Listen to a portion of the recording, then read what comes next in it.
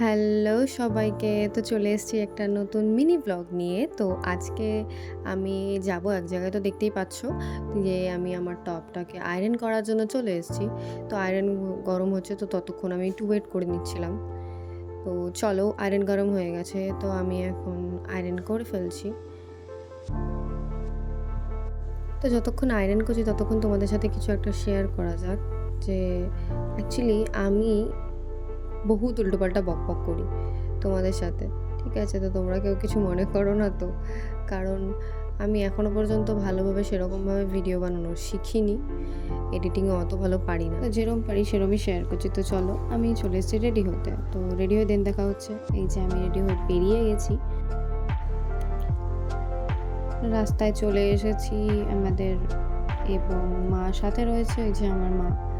চলে এসেছি, দাদাকেও নিয়ে নিয়েছি সঙ্গে করে। দাদা, মা, আমি যাচ্ছি আজকে বাজার কলকাতায় চলে এসেছি। বাজার কলকাতার এখানে কালেকশান দেখার জন্য মেনলি এসেছিলাম। দাদাও বলছিল যে পয়লা বৈশাখ চলে এসছে, কালেকশান দেখবে অ্যান্ড কিছু একটা কেনাকাটি করা যাবে দেন পছন্দ হলে। তো এখানে কালেকশান মোটামুটি ভালোই ছিল। তো আমরা উঠেছিলাম জেন্টসে। তো ছেলেদের জামা কাপড়গুলো দেখছিলাম, বেশ ভালোই কালেকশান, টি শার্টস, দেন শার্টস।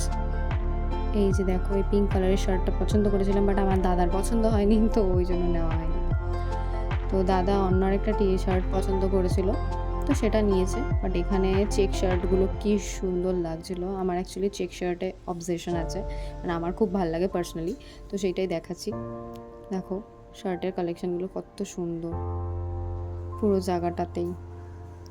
এখানে বেডশিট ছিল কিছু, তারপরে নিচে লেডিসে চলে এসেছিলাম। মেয়েদের এখানে প্রচণ্ড ভিড় ছিল। ভিড়ের চোটে আমি কি দেখবো না দেখবো আমি কিছুই বুঝতে পারছিলাম না। তার মধ্যে মানে মাকে খুঁজেও পাচ্ছিলাম না। তো এখানে এই পিঙ্ক কালারের একটা শার্ট দেখো, সেটা আমার খুব ভালো লেগেছে, তোমাদের সাথে দেখাচ্ছি। এই যে এই শার্টটা পছন্দ হয়েছিল, বাট এটা প্রচণ্ড ট্রান্সপারেন্ট ছিল। যাই হোক, তারপর চলে আসি বাচ্চাদের সেকশানে, মানে কিড সেকশন। তো এখানে জামা কাপড়গুলো বেশ ভালোই লাগছিল।